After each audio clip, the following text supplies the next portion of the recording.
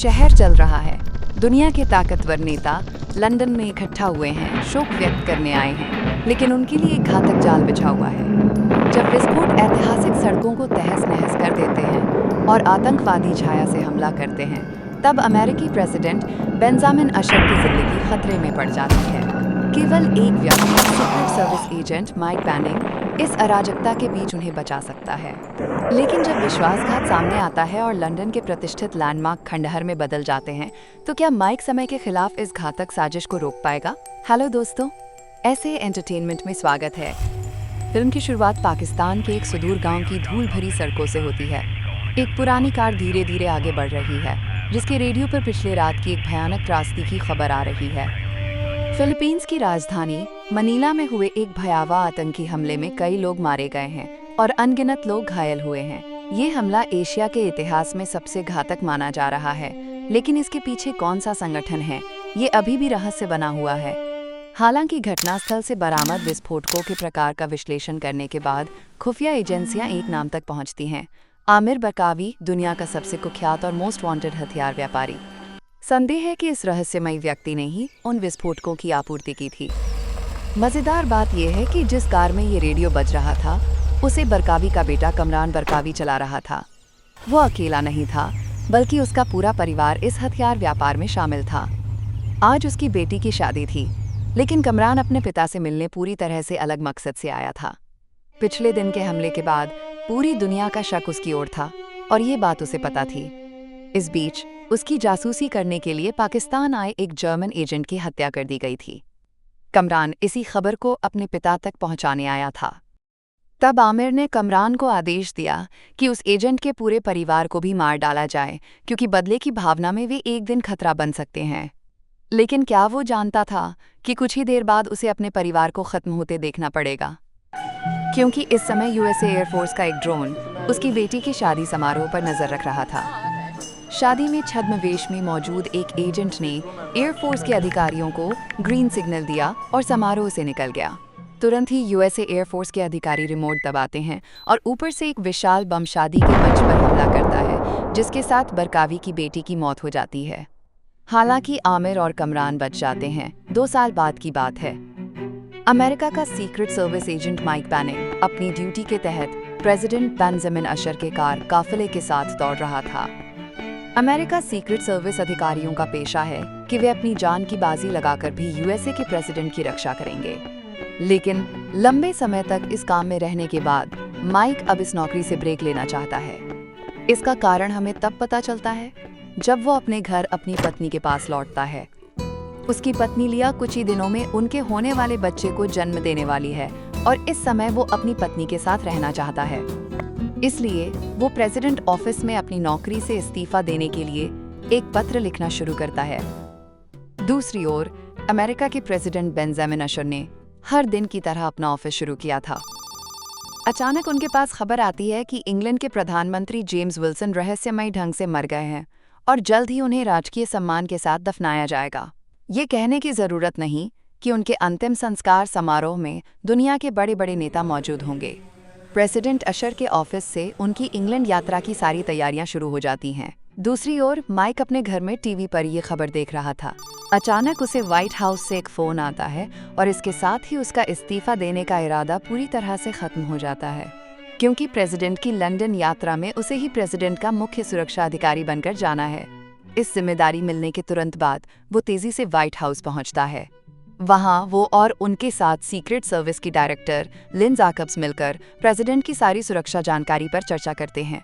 किसी भी यात्रा में अमेरिका के प्रेसिडेंट की सुरक्षा को बहुत सावधानी से देखा जाता है, क्योंकि ऐसी यात्राओं में प्रेसिडेंट पर हमले की संभावना बहुत अधिक होती है। इसलिए अगले 3 दिन माइक को प्रेसिडेंट के साथ छाया की तरह रहना होगा। दूसरी ओर ब्रिटिश आर्मी की ओर से भी इस अंतिम संस्कार को लेकर कड़ी सुरक्षा व्यवस्था की गई है, जिसमें रूस के प्रेसिडेंट को छोड़कर दुनिया के सभी बड़े प्रेसिडेंट और प्रधानमंत्री मौजूद होंगे। इस तरह कड़ी सुरक्षा के बीच निर्धारित दिन पर सभी प्रेसिडेंट और प्रधानमंत्री धीरे धीरे लंदन पहुंचते हैं। यूएसए का प्रेसिडेंट एयरपोर्ट से अपने कार काफिले के साथ लंदन के सेंट पॉल्स कैथेड्रल की ओर रवाना होता है। यहीं पर ब्रिटिश प्रधानमंत्री का राजकीय अंतिम संस्कार होगा। अन्य देशों के प्रधानमंत्री भी कार और नाव के जरिए वहां पहुंचना शुरू करते हैं। प्रेसिडेंट अशर सबसे पहले पहुंचते हैं, क्योंकि माइक ने किसी भी अप्रत्याशित हमले से बचने के लिए निर्धारित समय से पहले उन्हें चर्च पहुंचाने की व्यवस्था की थी। इससे अगर कोई हमले की तैयारी में भी हो तो ये उनके लिए आश्चर्यजनक होगा और रास्ते में प्रेसिडेंट पर हमले की संभावना बहुत कम होगी। योजना के अनुसार प्रेसिडेंट अशर बहुत जल्दी चर्च पहुंच जाते हैं। उनके वहां पहुंचने के कुछ समय तक सब कुछ ठीक चल रहा था, लेकिन शेड्यूल के अनुसार जब अन्य देशों के नेता एक एक करके आने शुरू करते हैं, तभी हमें एक अजीब घटना दिखाई देती है। चर्च के सामने बम चेकिंग की जिम्मेदारी संभाल रहे एक पुलिस अधिकारी अपने डिटेक्टर से इटली के प्रधानमंत्री की कार के नीचे बम पाता है, लेकिन वो ये बात किसी को बताए बिना कार को क्लियरेंस दे देता है।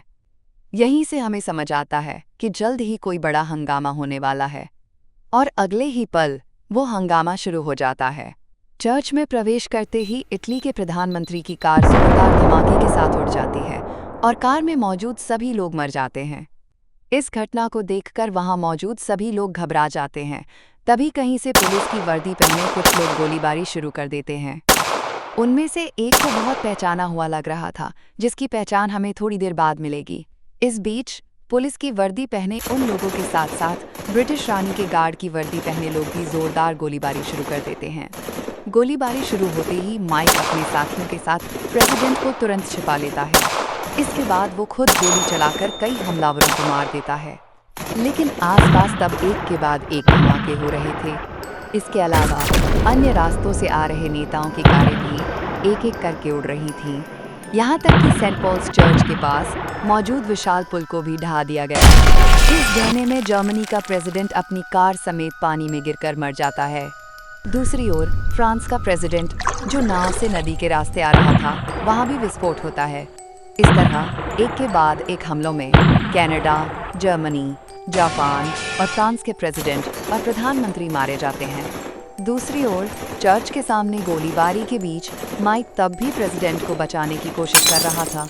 पुलिस की वर्दी पहने कुछ लोग तब भी उनकी ओर गोली चला रहे थे, यहाँ तक कि वे विस्फोटक गोले दागकर आसपास की कारों को उड़ा रहे थे। ऐसी ही एक कार प्रेसिडेंट की अपनी कार पर गिरने से उसे उस कार में बिठाना संभव नहीं हो पाता। इसलिए माइक तब एक अन्य एजेंट को नई कार लाने के लिए कहता है।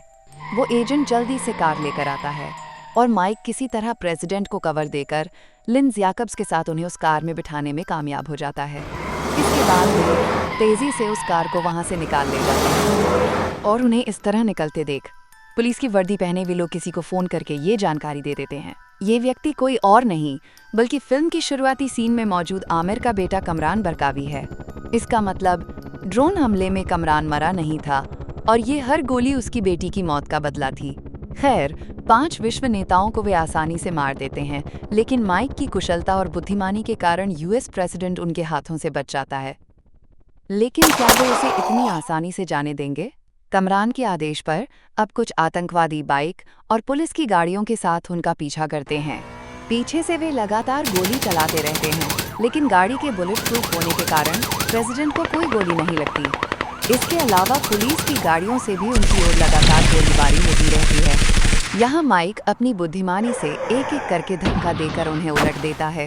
इसके बाद माइक गाड़ी का दरवाजा खोलकर पीछे मौजूद बाइक सवारों पर गोली चलाना शुरू करता है। इस तरह कुछ देर तक पीछा चलने के बाद माइक और कुछ बाइक सवारों को मारने में कामयाब हो जाता है, लेकिन गाड़ी का बुलेट प्रूफ कांच कमजोर पड़ने पर वहां से एक गोली ड्राइवर के सीने में आकर लगती है। वो तुरंत मर जाता है और माइक अब खुद गाड़ी चलाना शुरू करता है। अब वो शानदार कौशल के साथ गाड़ी चलाता है और एक एक करके सभी को मार देता है। इसके बाद वो तेजी से प्रेसिडेंट के हेलीकॉप्टर के सामने गाड़ी रोककर उन्हें हेलीकॉप्टर में बिठाने में कामयाब हो जाता है। यहाँ अब हम स्क्रीन पर सीधे आमिर बरकावी को देखते हैं। इसका मतलब उस हमले में वो और उसका बेटा दोनों बच गए थे, लेकिन उसकी बेटी मर गई थी। इस घटना का भयानक बदला लेने के लिए ये हमला उनकी योजना थी। वो इस हमले का मास्टरमाइंड था। वो अपने एक साथी के साथ लैपटॉप पर बात करता है। वो अपने साथी से कहता है, हमने पूरी दुनिया को बदल दिया है। अब समय आ गया है कि लंदन को हमारे कंट्रोल में ले लिया जाए।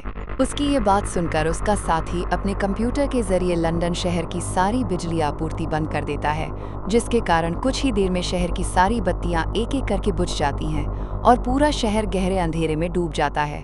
और दूसरी ओर अमेरिका में बैठे उप प्रेसिडेंट एलन ट्रम्बुल इस स्थिति पर नजर रखते हैं। ऊपर से ब्रिटिश इंटेलिजेंस ट्रेटर की मदद से खराब हुए प्रेसिडेंट के हेलीकॉप्टर पर नजर रखी जाती है, लेकिन वहां भी वे ज्यादा देर तक शांति से नहीं रह पाते, क्योंकि नीचे से अचानक एक रॉकेट लॉन्चर के जरिए पूरे हेलीकॉप्टर पर हमला शुरू हो जाता है। प्रेसिडेंट को जिस हेलीकॉप्टर में ले जाया जा रहा था उसका नाम था मरीन 1 और इसके साथ मरीन 2 और मरीन 3 नाम के 2 अन्य हेलीकॉप्टर कवर दे रहे थे।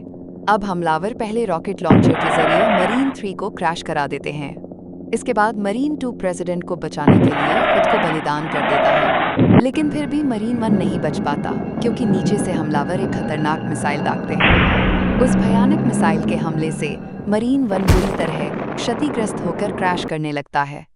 व्हाइट हाउस में ड्रोन के जरिए ये दृश्य देखकर सभी को लगता है कि प्रेसिडेंट शायद यहीं खत्म हो गए, लेकिन क्रैश लैंडिंग के बाद भी माइक और प्रेसिडेंट अशर जीवित थे। हालांकि लिन जैकब्स के शरीर में एक तेज धातु का टुकड़ा घुस जाने से वो मौत के आगोश में चली जाती हैं। माइक उनकी मौत से गहराई से आहत हो जाता है, क्योंकि लिन उनकी बहुत करीबी दोस्त थी। मरने से पहले लिन उनसे कहती हैं, उन हरामियों को सबक सिखाओ। एक भावनात्मक विदाई के बाद लिन की जान चली जाती है और माइक उन्हें हेलीकॉप्टर में छोड़कर बाहर निकल आता है। इसके बाद माइक अपनी टीम से संपर्क स्थापित करने की कोशिश करता है, लेकिन रेडियो में खराबी के कारण कोई भी उसका जवाब नहीं देता। कोई जवाब ना मिलने पर माइक जंगल के बीच से दौड़ना शुरू करता है, क्योंकि पीछे से और कुछ हमलावर उनका पीछा कर रहे थे। वो प्रेसिडेंट को बताता है कि पास में एक मेट्रो स्टेशन है जिसका भूमिगत सुरंग सुरक्षित है।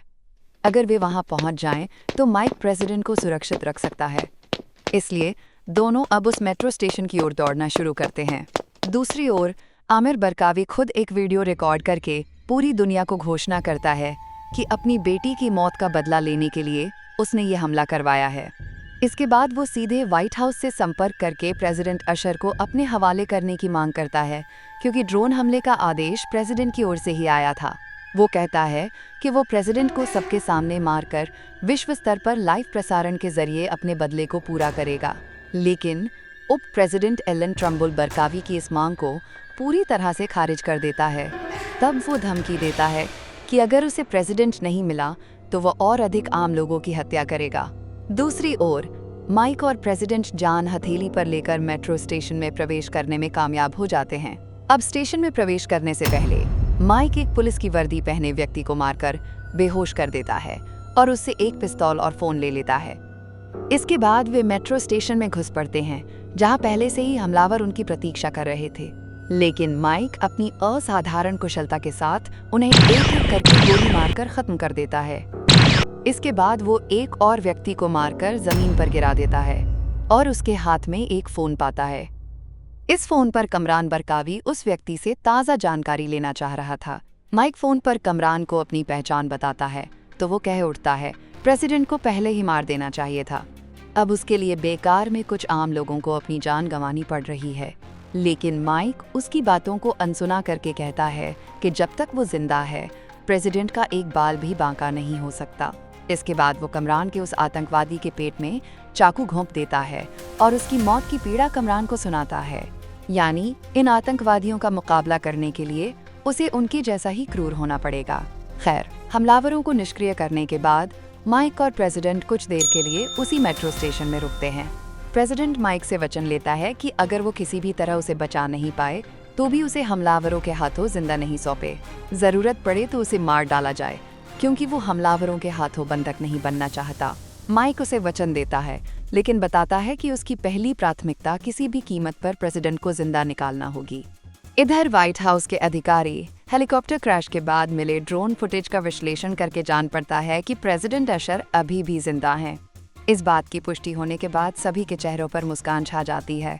माइक के हाथ के इशारे को देखकर सभी समझ जाते हैं कि वो लंदन के MI6 सेफ हाउस की बात करने की कोशिश कर रहा था। इसलिए उप प्रेसिडेंट एलन तुरंत सेफ हाउस का स्थान पता करके रेस्क्यू टीम तैयार करने का आदेश देता है। इसके बाद वह ब्रिटिश मिलिट्री अधिकारियों से संपर्क करता है। जैकलीन जैक्स मार्शल उसे बताती है कि आमिर बरकावी के लोग पूरे लंदन शहर के पुलिस वालों के साथ घुल मिल गए हैं, इसलिए ये पता लगाना बहुत मुश्किल है कि कौन पुलिस वाला है और कौन आतंकवादी। इस समय उनके पास करने के लिए ज़्यादा कुछ नहीं है, लेकिन अगर किसी तरह इन्हें पहचान लिया जाए तो पल भर में इनका खेल खत्म किया जा सकता है। इसके अलावा ये भी अब साबित हो चुका है कि प्रधानमंत्री जेम्स विल्सन की मौत जहर देने के कारण हुई थी।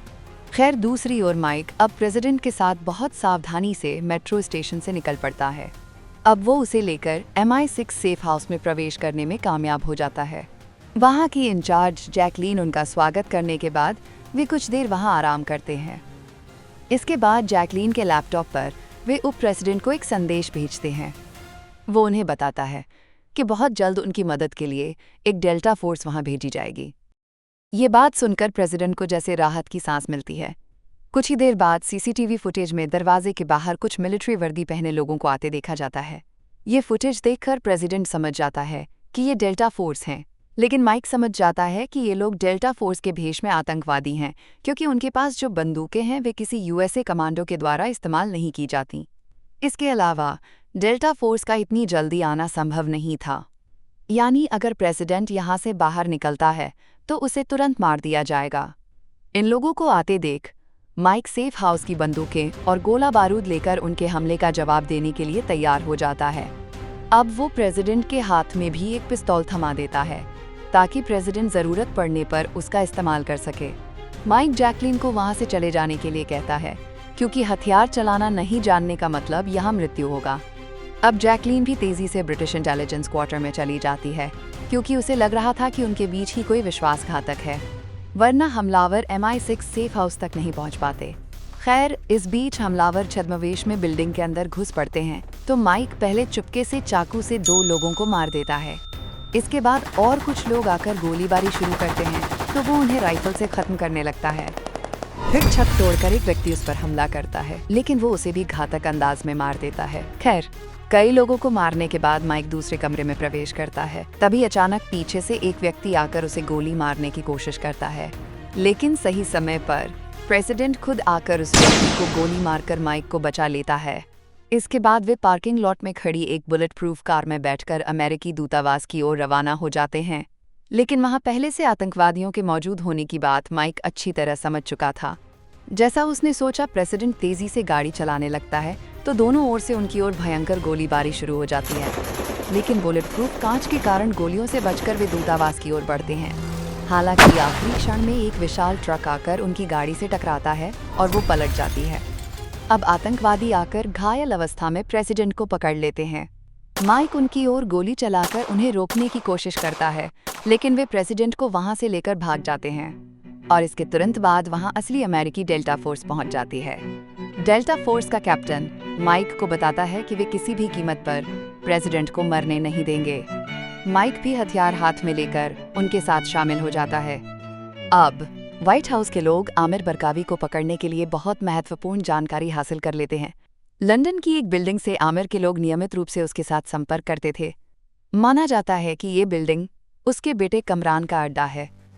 और इधर डेल्टा फोर्स उस बिल्डिंग पर हमला करके प्रेसिडेंट को बचाने की तैयारी करती है। दूसरी ओर जब जैकलीन इंटेलिजेंस हेडक्वार्टर में जाकर चिप हैजर्ड को बताती है कि उनके बीच कोई विश्वासघात कर रहा है, तो ये सुनकर वो बहुत हैरान हो जाता है। इस बीच वो फिर माइक को कहता है कि तुम लोग 20 मिनट बाद उस बिल्डिंग पर हमला करो, क्योंकि ये बिल्डिंग अब आतंकवादियों से भरी हुई है। लेकिन माइक बता देता है कि उनके पास अब इंतजार करने का समय नहीं है। ये बात कहते ही डेल्टा फोर्स और माइक के साथ आतंकवादियों की गोलीबारी शुरू हो जाती है। आगे से कई आतंकवादी आकर उनकी ओर गोली चलाने लगते हैं, लेकिन माइक और डेल्टा फोर्स का कैप्टन उनमें से ज्यादातर को मार देते हैं। इस भयंकर गोलीबारी में डेल्टा फोर्स के कई सैनिक मारे जाते हैं और इधर ज्यादातर हमलावर मारे जाते हैं। लेकिन फिर भी वे गोलियां और रॉकेट लॉन्चर का इस्तेमाल करके हमला जारी रखते हैं, यहाँ तक कि वे हथियारों से लैस गाड़ी लेकर मशीन गन से हमला शुरू कर देते हैं। लेकिन डेल्टा फोर्स समय पर उस गाड़ी को उड़ा देता है। इस बीच उनके कुछ लोग बिल्डिंग के अंदर घुसकर लड़ाई करते हैं, जिसके कारण अंदर से एक के बाद एक गोली और धमाके होते रहते हैं। माइक भी डेल्टा फोर्स के कैप्टन से जान लेता है कि आतंकवादियों ने प्रेसिडेंट को कहां छिपा रखा है, जिसके कारण बिल्डिंग में घुसने से पहले वे बिल्डिंग के बाहर के जनरेटर को उड़ाकर बिल्डिंग की बिजली आपूर्ति बंद कर देते हैं। बिजली चले जाने के बाद कमरान इमरजेंसी सप्लाई चालू करके लाइट ऑन करने का आदेश देता है। इस बीच वे प्रेसिडेंट को बंधक बनाकर बैठा रखते हैं और एक के बाद एक अत्याचार करते रहते हैं। कमरान के चेहरे पर उसकी बेटी की हत्या का तीव्र बदला साफ झलक रहा था। दूसरी ओर माइक तब चुपके से टूटी दीवार के रास्ते बिल्डिंग के अंदर घुस पड़ता है। फिर चुपके चुपके वो उस कमरे की ओर बढ़ता है, लेकिन आतंकवादी अचानक उसके सामने आ जाते हैं तो माइक भयंकर गोलीबारी में लगभग 7-8 लोगों को अकेले मार देता है। उसके साथ डेल्टा फोर्स का कैप्टन आतंकवादियों को मारता रहता है। इधर कमरान का सहायक बरकावी का साथी पहले से ही इमरजेंसी जनरेटर चालू करके लाइव आने में कामयाब हो जाता है। फिर कमरान प्रेसिडेंट को कैमरे के सामने अपनी आखिरी बातें कहने के लिए कहता है। प्रेसिडेंट कहना शुरू करता है कि उनकी मौत पर किसी को अफसोस नहीं करना चाहिए और सभी को उनके खिलाफ प्रतिरोध खड़ा करना चाहिए। ये कहते समय कमरान उसे एक के बाद एक मुक्के मार रहा था। इधर व्हाइट हाउस के अधिकारियों सहित पूरी दुनिया के लोग इस लाइव को देखकर पूरी तरह स्तब्ध हो जाते हैं। आखिरकार कमरान एक तलवार हाथ में लेकर प्रेसिडेंट को लाइव ही मारना शुरू करता है, लेकिन आखिरी क्षण में माइक और डेल्टा फोर्स के सदस्य गोली चलाकर कमरान के सपने को वहीं खत्म कर देते हैं। अब माइक उनके साथ लड़कर उसे अच्छे से धुनाई करने लगता है, लेकिन उधर फिर उसका सहायक बरकावी का साथी व्हीलचेयर पर बैठकर एक ग्रेनेड का पिन खोलकर छोड़ देता है। ग्रेनेड को देखते ही माइक उसे छोड़कर प्रेसिडेंट को लेकर एक तरफ कूद पड़ता है। ग्रेनेड के विस्फोट से वो प्रेसिडेंट को बचा लेता है, लेकिन कमरान उस मौके का फायदा उठाकर भाग जाता है। अब माइक और प्रेसिडेंट बिल्डिंग से बाहर जाने की कोशिश करते हैं, लेकिन कॉरिडोर में पहुंचते ही और कुछ आतंकवादी आकर गोली चलाने लगते हैं, लेकिन माइक और प्रेसिडेंट दोनों ही गोली चलाकर उन्हें खत्म कर देते हैं।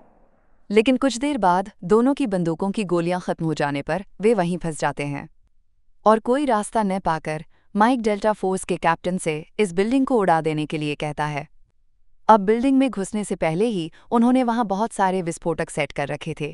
कैप्टन पहले हिचकता है, लेकिन माइक की बात पर बटन दबाकर सारे विस्फोटकों को धमाके से उड़ा देता है। लेकिन विस्फोट उनके पास पहुंचने से पहले ही माइक प्रेसिडेंट को लेकर नीचे की मंजिल की ओर कूद पड़ता है, लेकिन पहले से गोली खाकर घायल कमरान इस विस्फोट से भागने की कोशिश नहीं करता, जिसके कारण वो अपने बाकी साथियों के साथ वहीं जलकर मर जाता है। इस विनाश के थमने के बाद डेल्टा फोर्स के सदस्य माइक और प्रेसिडेंट को वहां खोजने शुरू करते हैं। अब काफी देर खोजने के बाद उन्हें नीचे की मंजिल के एक कमरे में सही सलामत अवस्था में पाया जाता है, जिसके कारण प्रेसिडेंट के जिंदा होने की खबर सुनकर व्हाइट हाउस के सभी लोग खुशी से उछल पड़ते हैं। दूसरी ओर जैकलीन आखिरकार पता लगा लेती थी कि उनके बीच किसने जानकारी लीक की थी। वो व्यक्ति कोई और नहीं बल्कि उसका अपना ब्रिटिश इंटेलिजेंस ट्रेटर था, जिसने मोटी रकम के लिए अपने देश को बेच दिया था। जैकलीन ने उसे आत्मसमर्पण करने के लिए कहा, लेकिन ट्रेटर उसकी ओर बढ़ने की कोशिश करता है। नतीजतन जैकलीन उसे मारने के लिए मजबूर हो जाती है। इसके 2 हफ्ते बाद लंदन शहर फिर से सामान्य स्थिति में लौट आता है। नए प्रधानमंत्री के साथ इंग्लैंड की नई सरकार बनती है और तब तक माइक के घर में उसका नया मेहमान आ चुका होता है, जिसका नाम वो लिन रखता है। आखिरकार सारी मुश्किलों को पार करके माइक अपने परिवार के साथ रहने के लिए सीक्रेट सर्विस से इस्तीफा देने के लिए वो पत्र लिखना शुरू करता है। लेकिन टीवी पर उप प्रेसिडेंट एलन ट्रम्बुल का भाषण सुनकर उसे लगता है कि देश के लिए उसका बहुत कुछ करना बाकी है, इसलिए वो पूरा पत्र लिखने के बाद भी उसे डिलीट कर देता है। ठीक ऐसे ही एक शानदार पल के बीच ये शानदार फिल्म खत्म हो जाती है। ऐसे एंटरटेनमेंट के साथ बने रहने के लिए धन्यवाद। अगर आपको ये कहानी पसंद आई तो लाइक करें, दोस्तों और परिवार के साथ शेयर करें और हमारे चैनल को सब्सक्राइब करना न भूलें। हम जल्द ही किसी नई रोमांचक कहानी के साथ फिर से आएंगे। तब तक स्वस्थ रहें, खुश रहें और ऐसे एंटरटेनमेंट के साथ बने रहें।